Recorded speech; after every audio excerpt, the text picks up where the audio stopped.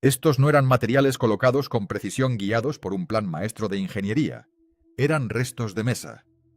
Entre 2007 y 2024, las conchas fueron arrancadas de ollas de vapor y sacadas con palas de las plantas de procesamiento, cargadas en barcazas y arrojadas por la borda a aguas del Golfo frente a la costa de Florida. Nadie anticipó nada digno de destacar. Los críticos ambientales lo etiquetaron como vertido en el océano con una etiqueta de conservación en la parte superior. Los pescadores comerciales que habían trabajado en esas aguas durante generaciones advirtieron que acabaría con lo poco que quedaba del maltrecho suelo costero de Florida. Incluso los científicos que diseñaron el programa esperaban estar presidiendo un costoso fracaso. Pero algo empezó a suceder en el fondo del mar del Golfo que desafió todas las predicciones, todos los plazos y todas las suposiciones sobre el ritmo al que se recupera la naturaleza. Un tramo del fondo del océano muerto comenzó a despertar. No gradualmente, no después de años de cuidadoso seguimiento. Más rápido, más denso y más complejo estructuralmente de lo que cualquier modelo había sugerido que era posible. Lo que tomó forma allí abajo no fue simplemente un arrecife. Era un sistema vivo y todavía se está expandiendo hoy. Así es exactamente cómo sucedió y por qué cambiará para siempre tu forma de pensar sobre el océano. El experimento, nadie lo creyó. Entre 2007 y 2024, la Comisión de Conservación de Pesca y Vida Silvestre de Florida llevó a cabo uno de los experimentos costeros más controvertidos en la historia del estado. La premisa parece demasiado simple para tomarla en serio.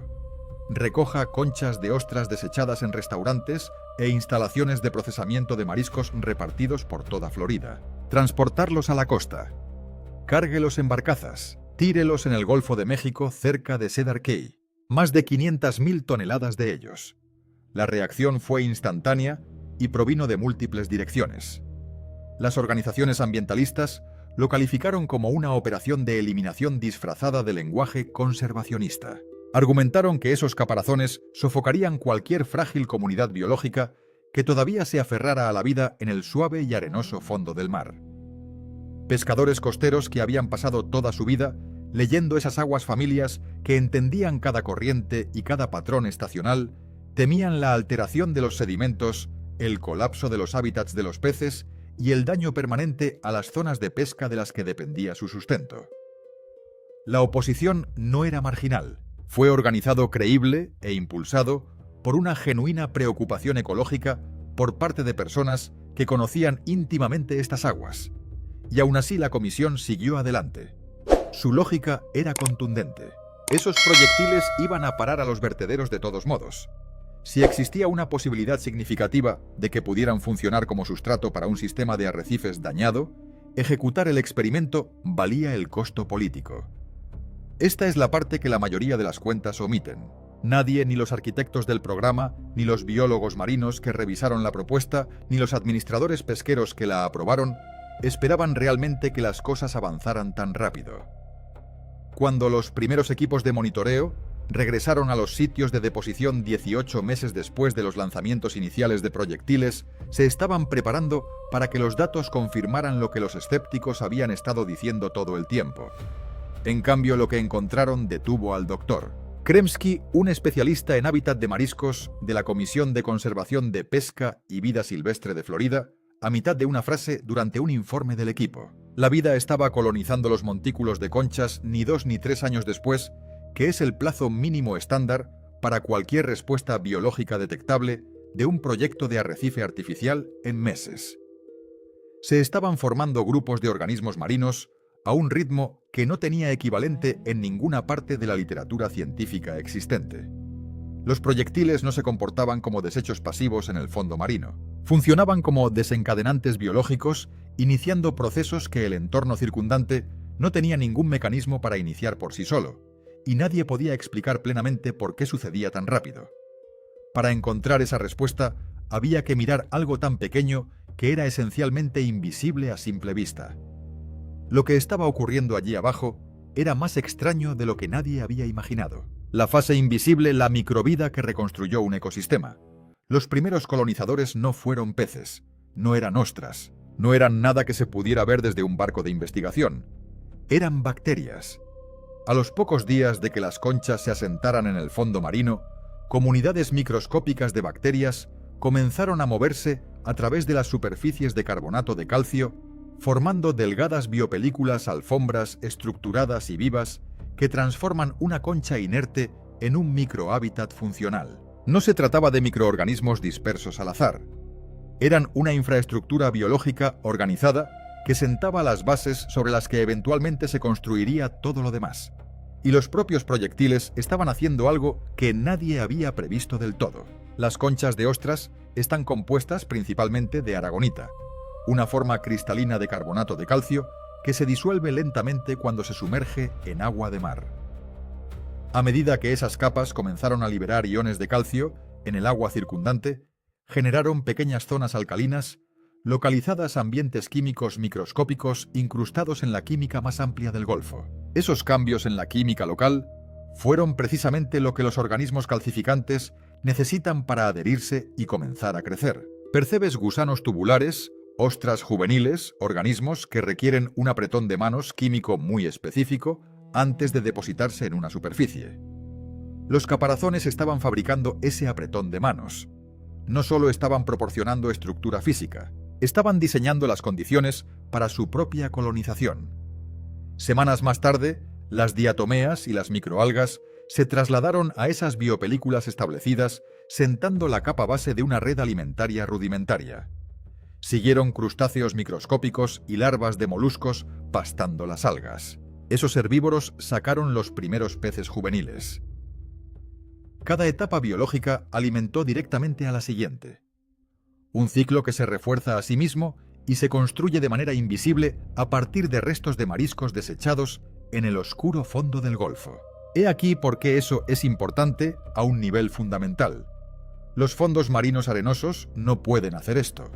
La arena no ofrece ninguna superficie de unión para la formación de biopelículas, ni microzonas químicas, ni complejidad estructural de ningún tipo. El fondo blando del Golfo de Florida había quedado biológicamente atrapado en una especie de callejón sin salida ecológico. Los proyectiles evitaron por completo ese callejón sin salida.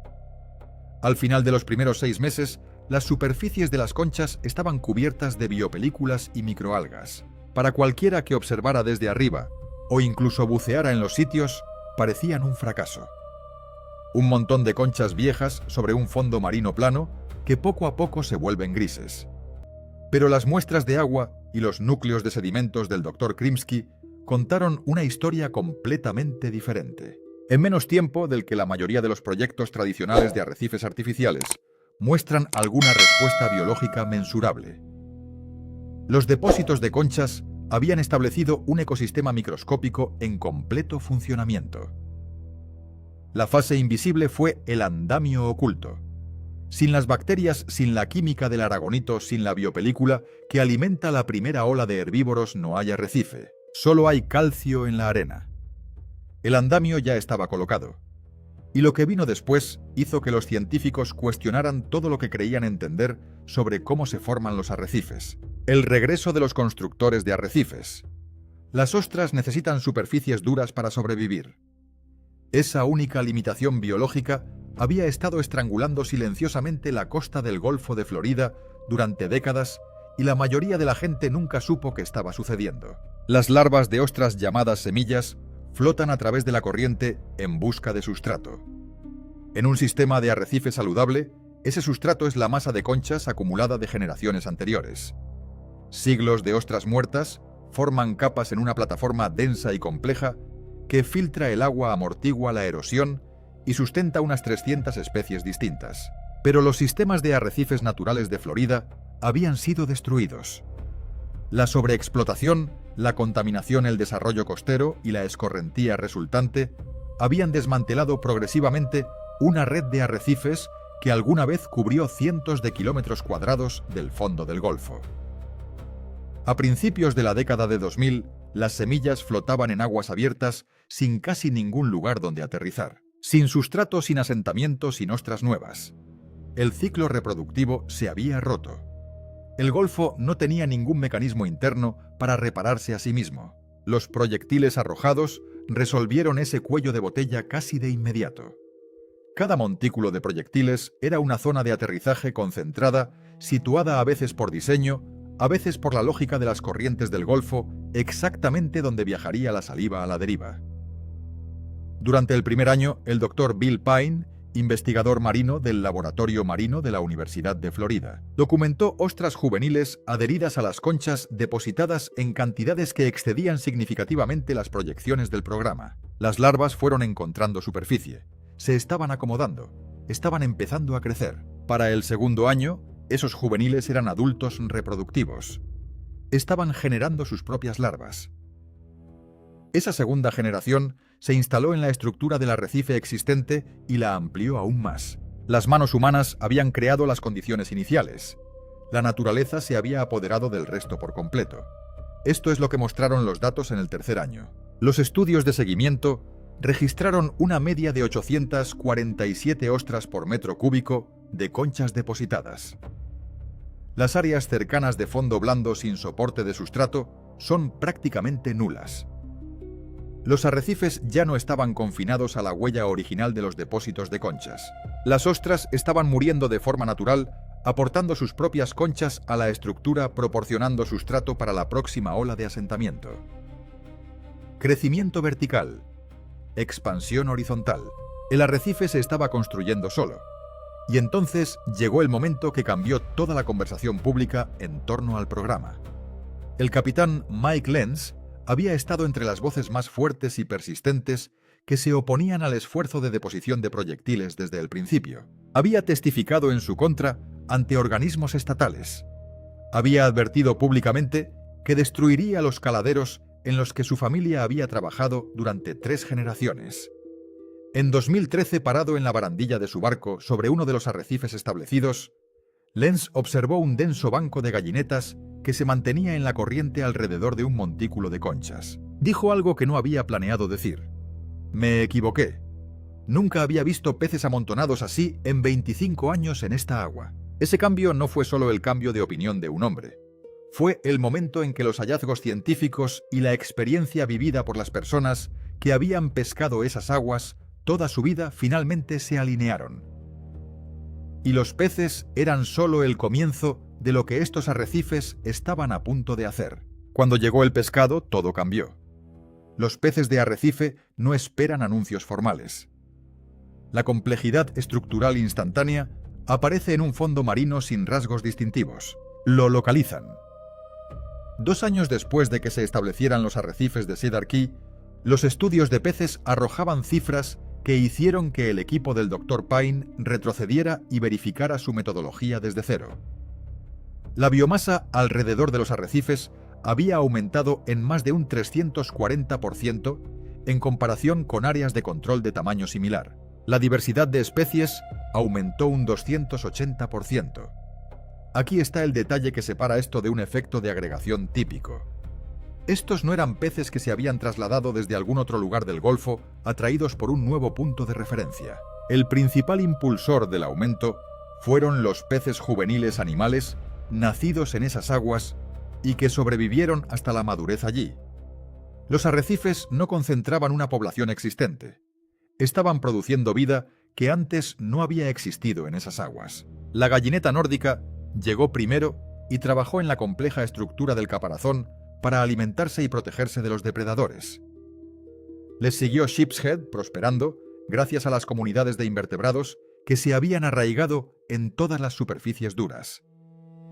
Flounder trabajó en los bordes del arrecife. El róbalo apareció en cantidades que no se habían documentado en esas aguas en años. Y Mike Lenz no fue el único capitán que cambió de rumbo.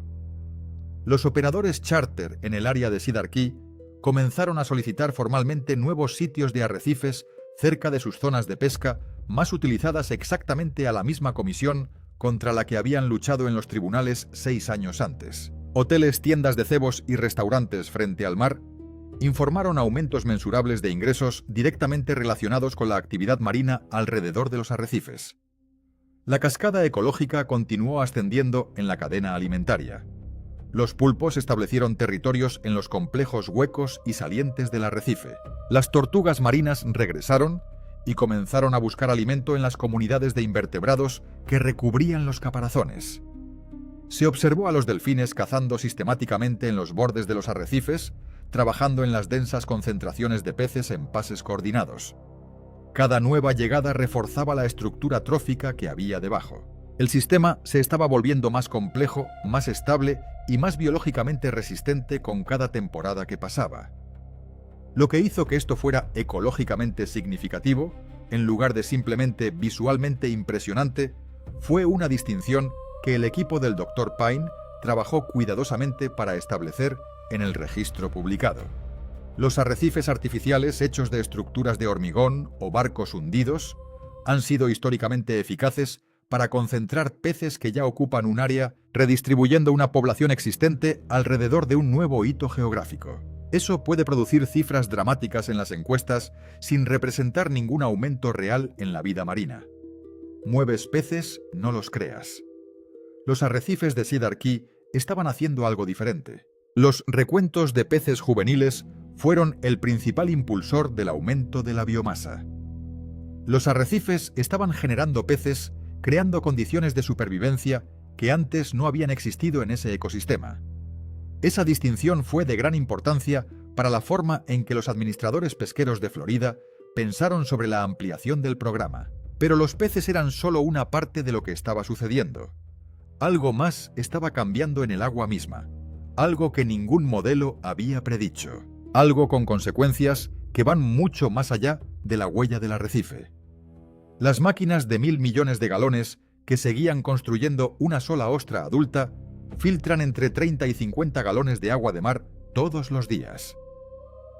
Ejecute ese número en cientos de miles de ostras que prosperan en los sitios de arrecifes restaurados. Sistemas enteros de arrecifes procesaban miles de millones de galones de agua del Golfo, diariamente extrayendo partículas suspendidas, exceso de nutrientes, bacterias dañinas y escorrentías agrícolas. Sin maquinaria, sin infraestructura eléctrica, sin presupuesto de mantenimiento. La naturaleza había construido una operación de tratamiento de agua a escala industrial a partir de desechos desechados de restaurantes. La costa del Golfo tiene un problema crónico de contaminación por nutrientes que define su condición degradada durante décadas. El nitrógeno y el fósforo provenientes de las operaciones agrícolas y el desarrollo urbano se vierten continuamente en las aguas costeras, alimentando la proliferación de algas nocivas que nublan la columna de agua, asfixian la vida marina y periódicamente provocan una mortandad masiva de peces. Los arrecifes de ostras atacan ese problema desde su raíz biológica. La claridad del agua alrededor de los arrecifes comenzó a mejorar de manera mensurable en unos pocos años. Los niveles de oxígeno disuelto aumentaron. Las concentraciones de nutrientes cayeron. Las mejoras no se quedaron en lo local. Se estaban extendiendo hacia afuera en un radio cada vez más amplio alrededor de cada sitio. Un agua más clara significa que más luz solar llega más profundamente. Los pastos marinos, hábitat crítico para peces juveniles, manatíes y tortugas marinas, requieren esa luz para sobrevivir. A medida que los arrecifes aclararon el agua, las praderas marinas volvieron a extenderse hacia zonas demasiado turbias para soportarlas durante años. Luego se inició un segundo circuito de retroalimentación. Los pastos marinos estabilizaron los sedimentos, redujeron aún más la turbidez y permitieron un mayor crecimiento de los pastos marinos. Dos ciclos de autorrefuerzo que irradian mejoras mucho más allá de cualquier cosa que las gotas de proyectil hayan tocado directamente. Los investigadores estimaron que los servicios de filtración generados entre 2007 y 2024 valieron decenas de millones de dólares en valor ecológico. La naturaleza lo estaba entregando gratuitamente. Los resultados no se quedaron en Florida. Alabama lanzó su propio programa de reciclaje de conchas en 2015. Le siguió Mississippi. Luisiana inició iniciativas de construcción de arrecifes a gran escala. El proyecto Billion Oyster, en el puerto de Nueva York, adoptó el modelo en una de las vías fluviales urbanas más degradadas de América del Norte. El diseño ambiental circular, reutilizando materiales de desecho como infraestructura ecológica funcional, estaba remodelando la ingeniería de conservación a nivel mundial. Los ingenieros costeros de Canadá, Australia y Europa comenzaron a estudiar los resultados de Cedar Key. Pero había una prueba por delante que nadie había diseñado. Uno que llegaría sin previo aviso. Septiembre de 2017. Huracán Irma categoría 4. Velocidades del viento superiores a 150 millas por hora. Marejada ciclónica catastrófica. Olas con fuerza suficiente para despojar a las playas y remodelar las costas en horas. Cuando los evaluadores de daños recorrieron el área, después del paso de Irma, encontraron algo que detuvo la conversación. Las costas respaldadas por los arrecifes restaurados habían experimentado una erosión dramáticamente menor, reducida entre un 30 y un 40% en comparación con las playas adyacentes de arena suave. Su estructura densa, irregular y tridimensional absorbía y disipaba la energía de las olas antes de que llegara a la orilla con toda su fuerza. Solo fricción. Impulso roto. Tierra protegida. Los ingenieros estimaron que los arrecifes evitaron aproximadamente $3 millones en daños a la propiedad costera solo durante Irma. El coste total de todo el programa de 15 años ascendió a aproximadamente $5 millones. Los arrecifes casi se habían amortizado con una sola tormenta. Los diques se rompen. Cambios de escollera. El acero se corroe. El hormigón finalmente falla. Los arrecifes de ostras se reparan solos. Los daños causados por las tormentas provocan nuevos asentamientos de larvas. Cada generación agrega altura y complejidad estructural. La barrera se hacía más fuerte después de cada tormenta, no más débil. El blindaje costero tradicional cuesta entre cientos de miles y millones de dólares por milla. El programa Cedar Key logró una protección comparable a una fracción de ese costo y mejoró cada año sin inversión adicional. Y la parte más extraordinaria aún estaba por desarrollarse. A principios de la década de 2020, los arrecifes habían crecido sustancialmente más allá de su huella original, por sí solos, sin ninguna intervención humana. Los sitios más antiguos habían aproximadamente duplicado su superficie total, impulsado por el ciclo reproductivo de las ostras. Cada generación se asentó, maduró, murió, y contribuyó con un caparazón para la siguiente oleada larval. Acumulación vertical. Distribución horizontal. El arrecife diseñó su propio crecimiento según un cronograma que ningún planificador humano había establecido. Los primeros depósitos eran montículos irregulares de carbonato de calcio suelto. Los arrecifes vivos que surgieron eran arquitectónicamente elaborados, perfiles verticales, pasajes resguardados, voladizos, docenas de microhábitats distintos, cangrejos, pulpos, estrellas de mar y peces juveniles. Explotar simultáneamente diferentes características estructurales dentro de una sola sección de arrecife. No compartir sustrato. Habitar un ecosistema. Los densos arrecifes de ostras también secuestran carbono orgánico en sus conchas y sedimentos circundantes, atrapando gases de efecto invernadero que de otro modo contribuirían a la acidificación de los océanos y al calentamiento atmosférico. El caso ecológico se había convertido en un caso climático casi por accidente. Las métricas de biodiversidad en los sitios clave de cedro más maduros se acercaban a los niveles registrados en prístinos sistemas naturales de arrecifes de piedra caliza. Las tortugas marinas en peligro de extinción habían regresado. Los delfines cazaban sistemáticamente los bordes de los arrecifes. El golfo se reconstruía alrededor de las ostras, y las ostras se estaban reconstruyendo alrededor del golfo. Cada ostra que vivió y murió contribuyó con sustrato para la siguiente generación. Cada generación amplió la huella, filtró más agua, protegido más litoral, soportó más especies. La intervención había terminado, el ecosistema no. Los datos proyectaban una continuación durante décadas, potencialmente siglos. 500.000 de toneladas de conchas de ostras. Descartado, cancelado, caído en el Golfo sin la certeza de que algo útil vendría a continuación. Las bacterias los colonizaron en cuestión de días. La química de la aragonita reformó el agua. La biopelícula alimentó a los primeros herbívoros. Las ostras juveniles encontraron la superficie y se asentaron. Generación tras generación ampliaron aún más la estructura sin que nadie se lo pidiera. Llegó el pescado, luego tortugas, luego los delfines trabajan los bordes en pases coordinados. La claridad del agua mejoró. Seagrass volvió a expandirse hacia zonas que no había ocupado en años. Una categoría 4. El huracán puso a prueba los arrecifes y los arrecifes aguantaron. Luego se hizo más fuerte por el daño. La intervención terminó. El ecosistema siguió creciendo. ¿Deberían todas las costas degradadas del mundo realizar este experimento? ¿O el abismo está a punto de revelar límites que nadie ha encontrado todavía? Presiona suscribirte y mira el siguiente video en tu pantalla, porque el próximo rumbo de la restauración de ostras es aún más extraordinario de lo que acaba de ver.